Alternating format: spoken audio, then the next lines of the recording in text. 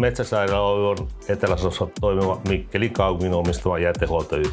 Perustehtävä on jätelain mukaisen kunnan vastuulla olevan jätehuollon järjestäminen.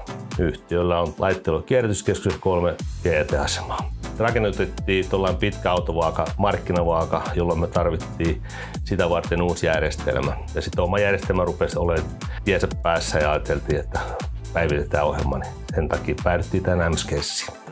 Varmaan se mobiilipunnitus on meille niin kuin se paras hyöty, mikä me saadaan.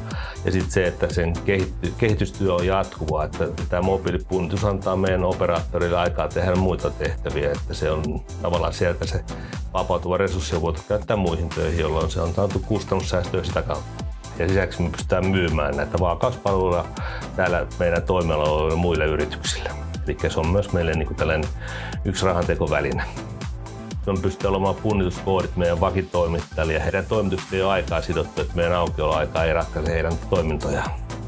No lähinnä ne lisäpalvelut on niin kuin sähköinen siirtoasiakirja, mikä tulee syyskuun alussa meille käyttöön, jota meillä aikaisemmin ei ole ollut. Ja sitten tietysti se, että pystytään myymään sitä palvelua myös muille. Meillä käy myös punnitsijoita, jotka ei säännöllisestikään meille, niin pystytään tarjoamaan heille tällaista palvelua.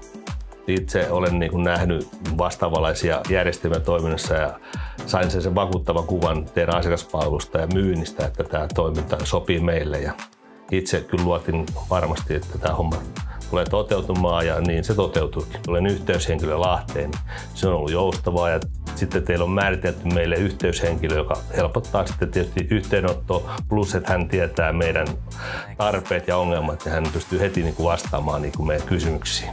Totta kai niin kunnallisen puolella joudumme niin harkitsemaan myös muita vaihtoehtoja. Meidän omistaja vaatii jopa sen, että meillä pitää olla vaihtoehto, mutta pitkä kokemus Lahden kanssa niin käänti niin sanotusti vaan teidän puolelle.